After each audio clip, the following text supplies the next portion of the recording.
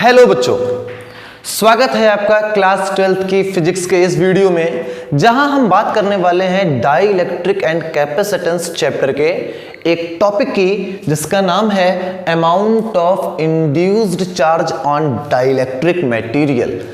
हम लोग कैपेसिटर पढ़ चुके हैं, डाई इलेक्ट्रिक पढ़ चुके हैं, चैप्टर बिल्कुल खत्म होने वाला है। एक ही दो टॉपिक और बचे हुए हैं जो नेक्स्ट वीडियो में कवर हो जाएंगे।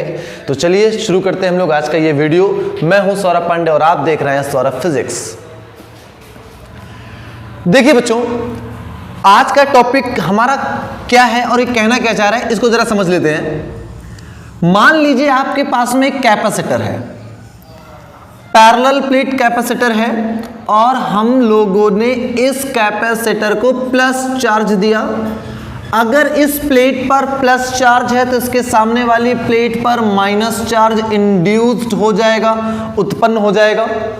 तो जितना यहां पर पॉजिटिव होता है नेट उतना ही यहां पर नेगेटिव होता है, सेम अमाउंट होता है। बाकी पीछे वाला जो चार्ज है वो अर्थ के अर्थिंग कर देने से, ग्राउंडेड कर देने से वो चला जाएगा पूरा का पूरा अर्थ पे, खत्म। अब यहां पर हम लोगों ने एक डाई इलेक्ट्रिक मटेरियल रख दिया, जैसा कि रखा करते हैं हम लोग कैपेसिटेंस को बढ़ाने के लिए, धारिता को बढ़ाने के लिए हम यहां पर कोई परावैद्युत पदार्थ रख दिया करते हैं। तो रख दिया परावैद्युत यानी कि डाई इलेक्ट्रिक। ये प्लस चार्ज सामने कैसा बना लेगा? ये सामने बना लेगा निगेटिव, ठीक बात है। अब प्लस ने सामने नेगेटिव बनाया तो पीछे क्या बनेगा? पॉजिटिव। इस पे बहुत चर्चाएं हम लोग कर चुके हैं और कॉमन सेंस की बात है कि यहां प्लस माइनस को घसीट लेगा, यहां माइनस प्लस को घसीट लेगा। ओके, यहां का जो चार्ज है वो प्लस क्यू है, यहां का जो चार्ज है वो माइनस क्यू है। सेम अमाउंट है, यानी कि यहां पर क्यू है तो यहां पर भी क्यू है, बस चिन्ह थोड़े से अपोजिट है, ये प्लस ये माइनस। आज का जो सवाल है, हमारा जो टॉपिक है, जो क्वेश्चन है वो ये है कि इस डाई इलेक्ट्रिक पे ये जो चार्ज इंड्यूस्ड हुआ है वो माइनस क्यू और प्लस क्यू है। तो क्या अमाउंट ये सेम है? मतलब यहां पर क्यू है तो क्या ये भी क्यू है? अरे मतलब कहने का ये कि अगर ये प्लस का 10 कूलाम है तो ये माइनस का 10 कूलाम होगा, ये तो कंफर्म है, ये दोनों तो सेम होते हैं। तो क्या यहां वाला जो माइनस क्यू है उसको माइनस का 10 लिखा जाए और उसको प्लस का 10, या 10 से वैल्यू ज्यादा होगी या 10 से वैल्यू कम होगी? मेरी बात समझ पा रहे हैं? हमारा जो टॉपिक है amount of induced charge on dielectric, तो ये जो डाइलेक्ट्रिक हम लोगों ने बीच में रखा, उस डाइलेक्ट्रिक पे जो चार्ज इंड्यूस्ड हुआ, जो प्रेरित हुआ, वो प्रेरित होने वाला चार्ज कितना है? इस हेडिंग का मतलब है किसी परावैद्युत पदार्थ में प्रेरित आवेश की मात्रा। ये जो चार्ज प्रेरित हुआ है ये कितना है, इसका अमाउंट कितना है? क्या ये कैपेसिटर की प्लेट के चार्ज के बराबर होता है, या उससे कम होता है, या उससे ज्यादा होता है? तो अभी हमको अमाउंट नहीं पता है इसके विषय में कि ये कितना होने वाला है, कि 10 का 10 ही रहेगा, कि 9 हो जाएगा या 11 हो जाएगा, कम ज्यादा बराबर पता नहीं। तो एक काम करते हैं, इसको हम लोग क्यू आई मान लेते हैं। आई क्यों? क्योंकि यहां पर इंड्यूस्ड है, इंड्यूस्ड मतलब प्रेरित होना, तो जो उत्पन्न होने वाला चार्ज है वो क्यू इंड्यूस्ड है, इंड्यूस्ड चार्ज है। तो क्यू आई और plus Q I minus Q आई लिख दिया है। हमारा टारगेट यहां पर क्यू आई को निकालना है, ठीक बात है। हमको यहां पर इस डाइलेक्ट्रिक में जो चार्ज इंड्यूस्ड हुआ है उसको क्यू आई नाम दे दिया, वो कितना है इसको हमको कैलकुलेट करना है। अच्छा, एक कॉमन सेंस की बात को जरा आप समझ लें। अब कॉमन सेंस ये है कि यहां पर पॉजिटिव चार्ज, यहां पर नेगेटिव चार्ज, तो पॉजिटिव से नेगेटिव की तरफ एक इलेक्ट्रिक फील्ड चलेगी। ओके, ये इलेक्ट्रिक फील्ड हो गई, ठीक बात है। इसी तरह से पॉजिटिव से नेगेटिव की तरफ एक इलेक्ट्रिक फील्ड यहां पर भी चलेगी, ये भी ठीक बात है। ये ई है और इसका नाम हम लोग चलो रख देते हैं ई आई, रख सकते हैं ई आई। अब एक इलेक्ट्रिक फील्ड सोचो इस डायरेक्शन में जा रही है प्लस से माइनस, एक इलेक्ट्रिक फील्ड प्लस से माइनस यहां जा रही है, तो क्या नेट इलेक्ट्रिक फील्ड यहां जीरो हो जाएगी? क्योंकि दो अपोजिट इलेक्ट्रिक फील्ड है ना बच्चों, एक इलेक्ट्रिक फील्ड इस डायरेक्शन में, एक इलेक्ट्रिक फील्ड इस डायरेक्शन में, तो अपोजिट होने की वजह से कट कर देगी, तो कट करने की वजह से ये दोनों कट जाएंगी। अगर ये कट करके इलेक्ट्रिक फील्ड जीरो हो जाए तो हमारा नुकसान हो जाएगा बहुत बड़ा, क्योंकि कैपेसिटर हम क्यों इस्तेमाल करते हैं? कैपेसिटर की प्लेट पर पॉजिटिव चार्ज, नेगेटिव चार्ज, यहां पर इलेक्ट्रिक फील्ड प्लस से माइनस की तरफ। ये जो इलेक्ट्रिक फील्ड बनता है, इसी इलेक्ट्रिक फील्ड में एनर्जी स्टोर होती है, जिसके पहले हम लोग बात कर चुके हैं, U/12 और अगर पर यूनिट वॉल्यूम की बात करेंगे एकांक आयतन की, तो उसको ऊर्जा घनत्व कहा जाता है, एनर्जी डेंसिटी, और उसका फार्मूला था 12ε0E²। अगर एयर है तो मटेरियल हो जाएगा, तो 12ε0kE² हो जाएगा। तो कहने का मतलब कि इलेक्ट्रिक फील्ड में ही एनर्जी स्टोर होती है, और अगर इलेक्ट्रिक फील्ड ही जीरो हो जाए तो कैपेसिटर हमारे किस काम का? एनर्जी को स्टोर करने के लिए हम लोगों ने बनाया है, और वो एनर्जी ही स्टोर नहीं कर पाएगा। तो इतना तो साफ है कि इलेक्ट्रिक फील्ड कभी जीरो नहीं हो सकती यहां पर। तो आपने जो डाइलेक्ट्रिक रखा है, इसकी जो इलेक्ट्रिक फील्ड आएगी वो हमेशा बाहर वाली इलेक्ट्रिक फील्ड से कम आएगी। मतलब प्लेटों की वजह से जो इलेक्ट्रिक फील्ड आई है वो अगर 10 थी, तो इसकी वजह से जो इलेक्ट्रिक फील्ड आएगी वो भले ही 8 हो, लेकिन वो इस 10 से कम ही रहेगी, जिससे कि वो जीरो ना हो पाए। मेरी बात समझ पा रहे हैं? तो यहां पर हमको यही पता लगाना है, ये तो कॉमन सेंस की बात है कि यहां पे इलेक्ट्रिक फील्ड की वैल्यू अलग होनी ही है, सेम तो हो नहीं सकती। जितना चार्ज यहां उतना चार्ज यहां पर आ नहीं सकता। चार्ज सेम तो इलेक्ट्रिक फील्ड भी सेम हो जाएगी, और वो नेट इलेक्ट्रिक फील्ड जीरो कर देगा। तो कॉमन सेंस हमें समझ में आ रहा है, थ्योरी समझ आ रहा है कि दोनों बराबर तो नहीं हो सकते, डिफरेंस होगा। तो हमको यही पता करना है कि आंसर कितना आने वाला है। देखिए अब बहुत आराम से देखिएगा, इसके इस वाले पॉइंट पर डाइलेक्ट्रिक अंदर, डाइलेक्ट्रिक के इस वाले पॉइंट पर अगर हम इलेक्ट्रिक फील्ड निकालें, बाहर वाली इलेक्ट्रिक फील्ड कितना है? आराम से देखिएगा, बाहर वाली इलेक्ट्रिक फील्ड यानी कि डाइलेक्ट्रिक के अंदर जो पॉइंट है वहां पर अगर हम इलेक्ट्रिक फील्ड निकालें जो प्लेटों की वजह से बनी है, तो उसको हम आराम से निकाल सकते हैं इस इलेक्ट्रिक फील्ड को, और इसका जो मान आएगा वो σ/ε0 आ जाएगा। क्यों आ जाएगा? क्योंकि आप एक इस तरह से गॉस थ्योरम में डेरिवेशन देख चुके हैं। अपोजिट चार्ज अगर हम दे दें प्लस माइनस, तो यहां इलेक्ट्रिक फील्ड जीरो होता है, यहां इलेक्ट्रिक फील्ड जीरो होता है, लेकिन यहां का जो इलेक्ट्रिक फील्ड होता है वो σ/ε0 ही होता है। ऐसा प्रूफ कर चुके हैं आप। तो यहां पर इलेक्ट्रिक फील्ड कितनी मिलेगी? σ/ε0। लेकिन अगर आप इसी पॉइंट पर इस प्लस और इस माइनस की वजह से देखो, तो ये अनंत विस्तार की चादरें हैं, दो चादर हैं, एक प्लस और एक माइनस, दो लेयर्स हैं, दो शीट है, चार्ज शीट है, इन पे इलेक्ट्रिक फील्ड ये आ गई। अब लेकिन इसी तरह से ये भी तो शीट है, एक पॉजिटिव शीट, एक नेगेटिव शीट, इसकी वजह से जो इलेक्ट्रिक फील्ड आएगी वो प्लस से माइनस की तरफ जाएगी ऐसे। तो यहां पर जो इलेक्ट्रिक फील्ड बनेगी वो भी आएगी σ/ε0, लेकिन इसको हम σi दे देते हैं नाम, क्योंकि ये यहां पर अगर एरिया से डिवाइड कर दें तो यहां पर भी एरिया से डिवाइड कर दें, तो ये बन जाएगा सिग्मा और ये बन जाएगा σi, एकांक क्षेत्रफल का आवेश। क्या बन जाएगा ये? एकांक क्षेत्रफल का आवेश, सरफेस चार्ज डेंसिटी। तो जो सिग्मा शब्द है वो इसके लिए इस्तेमाल हुआ है, बड़ी प्लेटों के लिए सरफेस चार्ज डेंसिटी σi, जो इसमें सिग्मा उत्पन्न हुआ है, जो चार्ज उत्पन्न हुआ है वो उसकी सरफेस चार्ज डेंसिटी है। तो हम लोगों ने क्या किया, इस पॉइंट पर बड़ी प्लेट जो है हमारी, बड़ी प्लेट का मतलब जो कैपेसिटर की प्लेटें हैं उनकी वजह से जो इलेक्ट्रिक फील्ड मिली वो कितनी मिली? σ/ε0। डाइलेक्ट्रिक के अंदर ही डाइलेक्ट्रिक के चार्ज की वजह से जो इलेक्ट्रिक फील्ड बनेगी वो σi/ε0 बनेगी। क्यों? क्योंकि ये भी प्लस ये भी माइनस, तो ये भी एक शीट की तरह काम करेगी।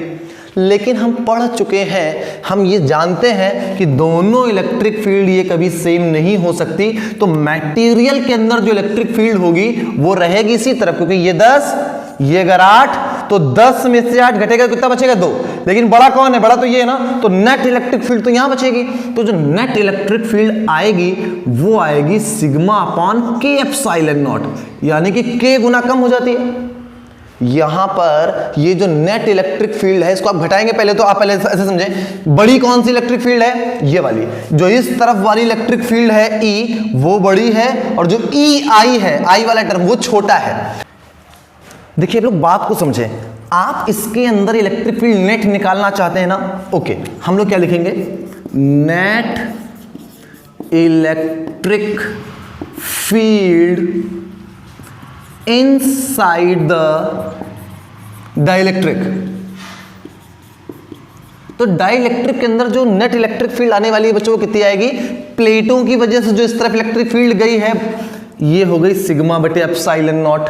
ओके, इस डाइलेक्ट्रिक की वजह से खुद ही जो प्लस से माइनस की तरफ इलेक्ट्रिक फील्ड बना वो है सिग्मा आई बटे एप्सिलॉन नॉट बना।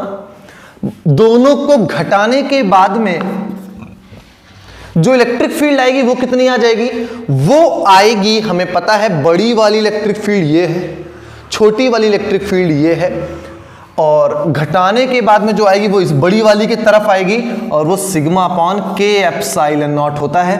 आप ये कैपेसिटर का डेरिवेशन उसमें भी देख चुके हैं कि कैपेसिटर अगर पूरी तरीके से भरा हुआ है मटेरियल से तो उसके अंदर जो इलेक्ट्रिक फील्ड थी वो सिग्मा बटे के एप्सिलॉन नॉट लिखी गई थी, जहां पर के इसका डाइलेक्ट्रिक कांस्टेंट है।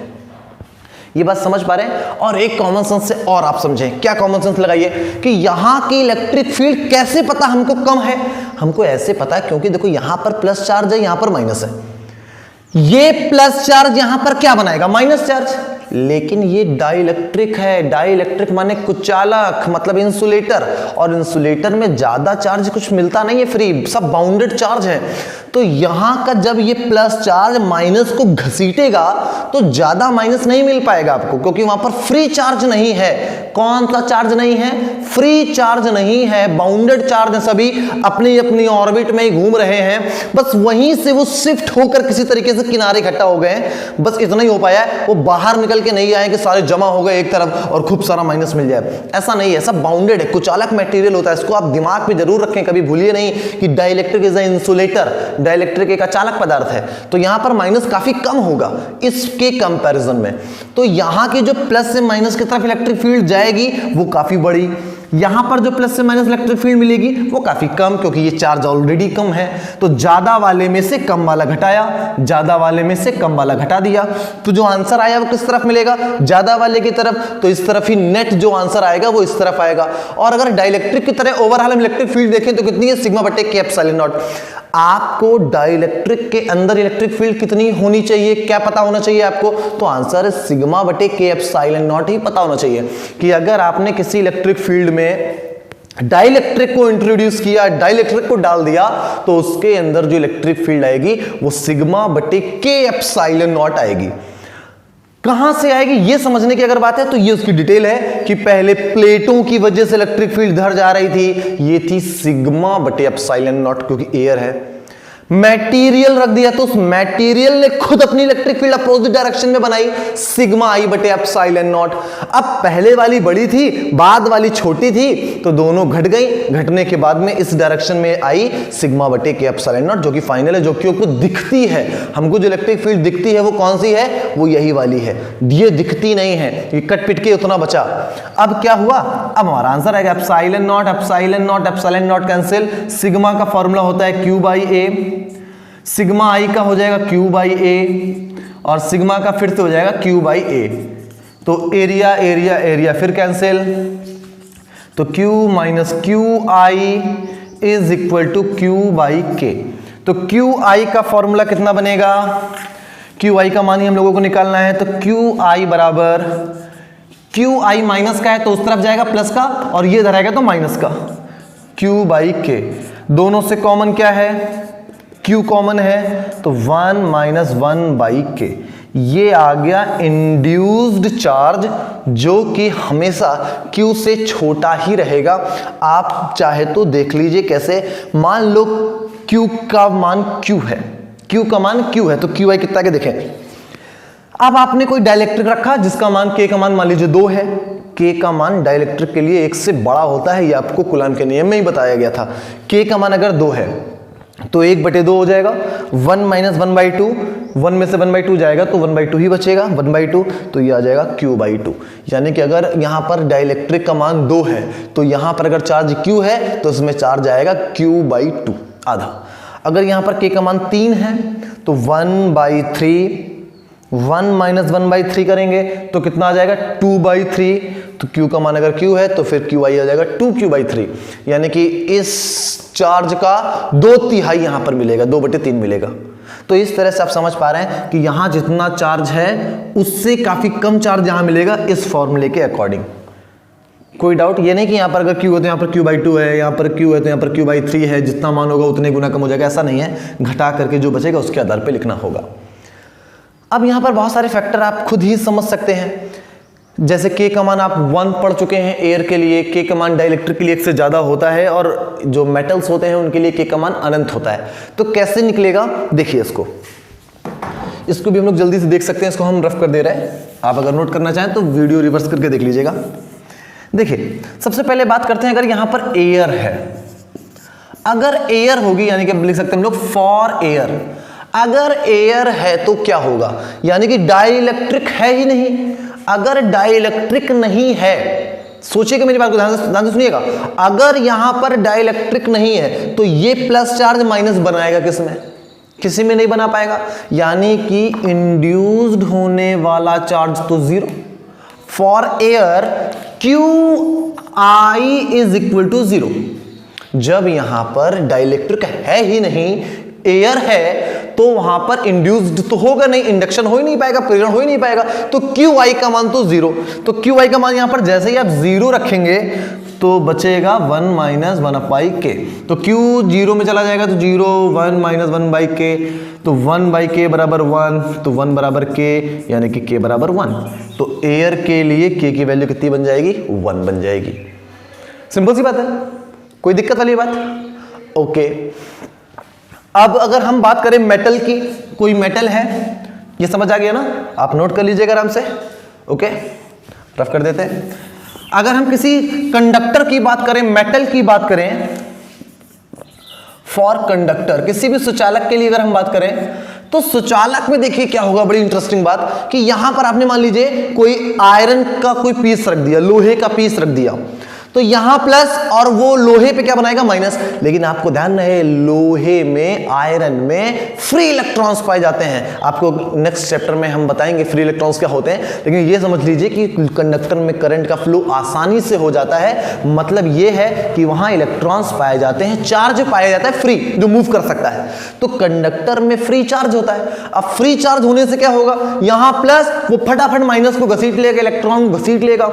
तो जैसे ही माइनस आएगा, तो जैसे ही माइनस का मतलब जितना तुम्हारे पास यहां प्लस है उतना माइनस वहां पर मौजूद है। नहीं समझे मेरी बात? मेरा कहने का मतलब कि जो कंडक्टर है उनमें बहुत सारे इलेक्ट्रॉन्स फ्री होते हैं, घुमा करते हैं, करोड़ों अरबों खरबों, मतलब कि कोई गिनती नहीं है, आपको बता नहीं सकते कि एक एक मूल में कितने इलेक्ट्रॉन है। वहां 6.02 × 10⁻23 एवोगैड्रोस नंबर, इसके अकॉर्डिंग यहां पे बहुत सारे इलेक्ट्रॉन्स हैं। तो इतने सारे इलेक्ट्रॉन होने से होता क्या है कि जितना पॉजिटिव चार्ज दोगे उतना ही वहां पर नेगेटिव भी मिल जाएगा, तुरंत, एट द सेम इंस्टेंट, तुरंत वहां पर माइनस चार्ज आ जाएगा। यानी कि कंडक्टर के लिए जो इंडक्शन वाला चार्ज है वो मेन चार्ज के बराबर ही हो जाएगा। यहां पर तुमने 100 कूलम दिया तो यहां पर भी 100 कूलम प्रकट हो जाएगा, यहां 200 कूलम दिया तो यहां 200 कूलम प्रकट हो जाएगा, 500 तो यहां पर भी 500। तो जितना चार्ज प्लस उतना ही सामने माइनस, एग्जैक्टली सेम। तो दोनों ही वैल्यू सेम होने से क्या होगा, ये रहा आपका फॉर्मूला, दोनों वैल्यू सेम तो कट जाएंगी, तो 1 माइनस 1/k, तो 1 से 1 कैंसिल, तो 0 इज इक्वल टू माइनस का 1/k। माइनस का कोई मतलब नहीं है, 0 बराबर में भेज दोगे तो 0 हो जाएगा। अब 1/k को पलट दो तो k बराबर 1/0, 1/0 का मतलब होता है इनफाइनाइट। तो मेटल्स के लिए जो k का मान है वो इनफाइनाइट आ जाएगा। तो आप यहां पर k का मान 1 रखोगे तो qi का मान 0 बन जाएगा, इनफाइनाइट रखोगे तो qi का मान इनफाइनाइट रखने पर qi का मान q के बराबर ही आएगा, क्योंकि 1/∞ 0, 1 - 0, तो 1 बचेगा, तो qi बराबर q हो जाएगा। k का मान जब 1 से बड़ा रखोगे तो ही qi is less than q बन पाएगा। आप करके देख ले, k का मान अगर 1 से बड़ा, यानी कि ये 2 भी रख दोगे तो 1/2 तो q/2, तो qi का मान q से आधा आ जाएगा, q/2। तो इस तरह से हम यहां से ये प्रूफ कर सकते हैं कि k बराबर 1 एयर के लिए क्यों, इस मेथड से, k का मान 1 से ज्यादा डाइलेक्ट्रिक के लिए क्यों, इस मेथड से, k का मान अनंत मेटल्स के लिए क्यों होता है, इसी प्रोसेस से। तो इस फॉर्मूले से आप सब कुछ समझ सकते हैं कि कितना चार्ज इंड्यूस्ड होगा मेटल में, कितना एयर में, कितना डाइलेक्ट्रिक में, सारी बातें हमारी यहां पर क्लियर हो सकती हैं। उम्मीद करते हैं आपको ये वीडियो समझ में आया होगा। अगर वीडियो समझ आया है तो लाइक शेयर सब्सक्राइब जरूर करें, और नेक्स्ट वीडियो में हम लोग मिलेंगे कॉम्बिनेशन ऑफ कैपेसिटर के साथ, जो इंटरेस्टिंग टॉपिक है, और इस चैप्टर के ज़्यादातर जो न्यूमेरिकल हैं वो उसी पर बेस्ड हैं। तब तक के लिए ऑल द वेरी बेस्ट।